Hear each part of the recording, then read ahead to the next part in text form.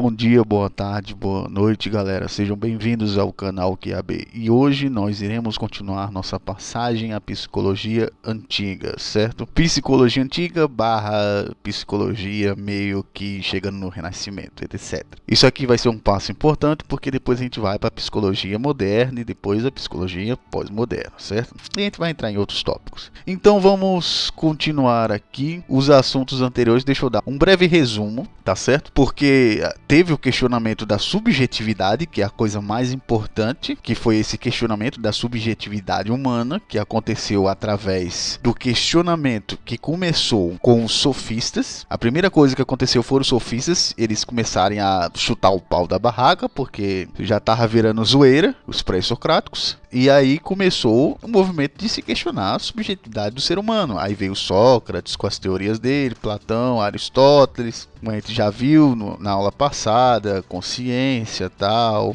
a alma livre, e Aristóteles, que ele já foi falando sobre o princípio ativo da vida e sobre a dissociação de alma e corpo, diferente de Platão, certo? Então tudo isso daí a gente viu na aula anterior. Hoje a gente vai falar da Idade Média. Vai ser bem simples, tá certo? Olha só como é que é pequena. É uma das poucas vezes que eu trago alguma coisa assim rápida.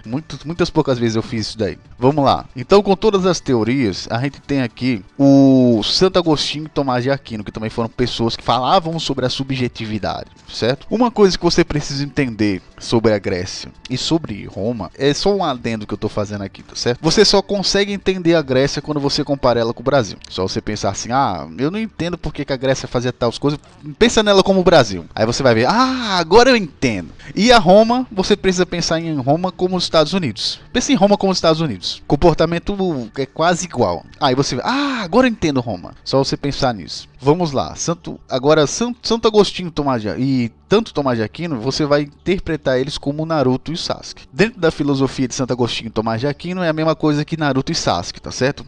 Um viu uma coisa e o outro viu outra, tá certo? Enquanto ele pegou mais Platão, o outro ele pegou Aristóteles, que até era possível, e não estou falando de pegar que eles tiveram sexo, tá certo? Eu estou falando que pegou as ideias. Antes que vocês digam, ele falou que Tomás de Aquino pegou Aristóteles. Pegou as ideias dele, tá certo? Eu sei que hoje em dia a gente tem que explicar bem explicado, porque senão os caras não entendem. Santo Agostinho pegou as ideias de Platão, aí foi e disse lá, a alma prova o divino no homem. Ou seja, o que ele está dizendo? Que a existência da alma prova que a alma é divina. E tem algo divino no homem através da alma. Então, ele pegou que a ideia de Platão, não sei se vocês se lembram, vamos voltar aqui de novo, que é a questão de onde fica a razão e por que a alma é livre. E essa liberdade e a própria existência de uma alma livre diz que existe algo divino no homem. Essa é a primeira ideia de Santo Agostinho. E por isso que era imortal. Ou seja, o fato de ser divino já mostra que é imortal, segundo a Santo Agostinho, certo? Então, se é divino, é imortal. Porque não existe divino se não for imortal, certo? Essa é a ideia do Naruto. Aí, depois de muito tempo, achava-se que não tinha como misturar Aristóteles com as teorias da igreja. Muito tempo pensava-se que era impossível, porque para eles Aristóteles era um super mega hiper ateu, velho. Ele é tipo o Nietzsche daquela época, velho. Era impossível os caras conseguir acertar Aristóteles com a igreja. Aí Tomás de Aquino foi e disse, não é bem assim. Mas também não é bem assim como Santo Agostinho pensa. Chegou o Sasuke na parada e o Sasuke agora vai mudar tudo. Eu agora vou ser o rebelde da vila. Tá ligado? Foi tipo isso. Ele mudou muitos conceitos de Santo Agostinho e chutou o pau da barraca e foda-se. Ele disse, olha, eu não vou voltar pra vila, tá ligado? Eu não vou voltar pra vila, Santo Agostinho. É isso que vai acontecer e você vai ter que aceitar isso. Ele pegou e sintetizou as ideias de Aristóteles. Aí vem a ideia de essência e existência, que foi muito bem feita, muito bem costurada. Tomás de Aquino, que pegou essas ideias exatamente de Aristóteles, sobre a natureza das coisas e as coisas que só existem. Ou seja, você existir, no fato de você existir, não está dizendo a sua essência. Isso é algo extremamente inteligente que Tomás de Aquino ele trouxe. Então, para Tomás de Aquino, você só tem perfeição através da existência. Se você não existe, você não consegue chegar à perfeição. Aí existe outro ponto. A única pessoa que consegue unir a essência, a natureza das coisas com a existência é Deus. Só através de Deus que chega-se à essência e à existência. Então aqui a gente tem um grande desdobramento da ontologia, que é a diferença entre a natureza das coisas e o ser, algo extremamente importante para a filosofia. Extremamente importante esse trabalho de Tomás de Aquino, certo? E ele dizia que a busca de Deus é a perfeição. Você só se torna perfeito buscando Deus. Essa era a ideia dele. Agora você pode ver que essa perfeição demora pra cacete. Porque se a gente parar pra pensar um pouquinho, quantos anos que o pessoal tá buscando Deus e ainda continua fazendo as mesmas merda? É isso que eu fico pensando, mano. Porque faz tantos anos que buscam Deus, mas e como é que a zoeira tá fodida, mano? É isso que eu penso sobre essa parte, mas isso é só um comentário meu. Então a conclusão que eu dou aqui é que só em você buscar Deus, você já tá indo um passo à perfeição. Essa é a conclusão de Tomás de Aquino. E então se você levar em conclusão que só preciso se levar a Deus, que já é perfeição, então para que existe ética? Esse é um ponto interessante aqui que eu deixo para vocês pensarem. Porque se só por si só buscar a Deus, significa que você está burlando a ética, ou a ética é a buscar a Deus? Isso é uma pergunta que cada um de vocês deve responder. Isso aí é algo extremamente pessoal que eu deixo para vocês, desse pensamento de Tomás de Aquino. Buscar a Deus é a ética em si, ou você precisa deixar a ética e apenas buscar a Deus? Esse é um ponto importante que vocês devem pensar. É algo pessoal.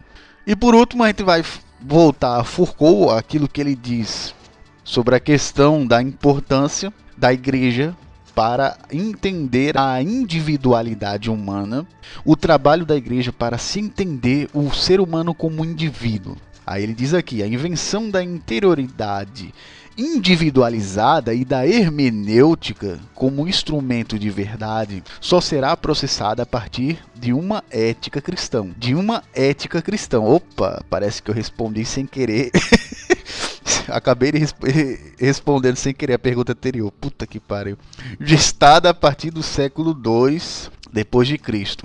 Aqui começam a ser formados os termos básicos para a constituição do cuidado de si atual, ao menos quanto ao seu objeto e ao seu processo. Vamos lá, vamos refletir sobre o que ele está dizendo aqui. Ele está dizendo que tem um papel importante a hermenêutica, que é também, a gente vai aprender no curso de direito aqui hermenêutica, porque para mim, o cara que não conhece introdução do direito, não conhece hermenêutica e não conhece filosofia do direito, para mim, esse cara é um analfabeto jurídico, sem mais.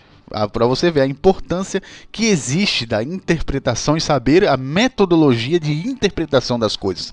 Tanto que é que você, quando você estuda a teologia, eles ensinam hermenêutica para você ver o tamanho da importância que se deu à hermenêutica dentro do mundo, seja no mundo cultural, seja no mundo social, mas é extremamente importante porque a gente está sempre interpretando as coisas.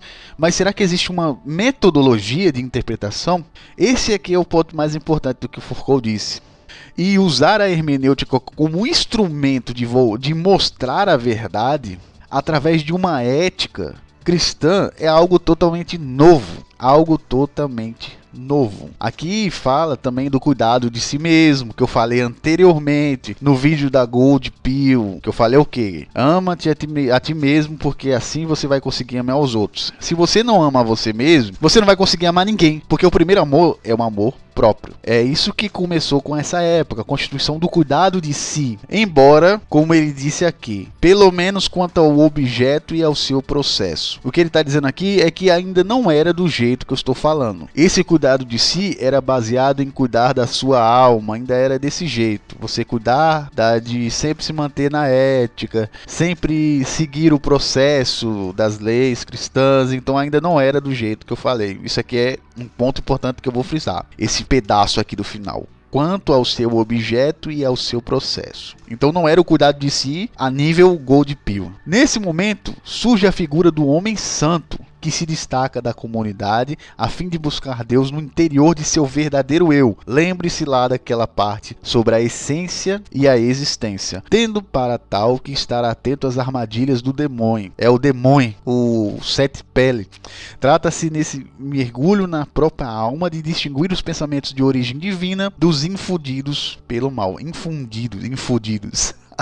Outro ponto importante. Vamos lá, vamos por partes. O dever do homem santo é buscar o verdadeiro eu através de Deus, tá certo? E ele precisa estar atento às putarias do demônio. Então ele mergulha na sua própria alma à medida em que encontra Deus. E ele consegue, através dessa comunhão com Deus, ele saber quais são os pensamentos que são divinos e aqueles que são zoeiras. Então esse é o pensamento. Eu fechei aqui o pensamento da Idade Média. O maior... Vocês podem ver que aqui tem um passo muito grande para se entender a individualidade das pessoas, diferente da época da Grécia. Aqui é algo muito mais pessoal. Embora a gente veja que aqui começou tudo, né? Então é isso que você tem que entender, que começou lá, mas aqui foi ganhando um patamar diferente. E espero que vocês tenham gostado do vídeo de hoje. E por hoje é só, galera. A gente passou a Idade Média e a gente vai na próxima chegar no Renascimento. Então, até a próxima e valeu!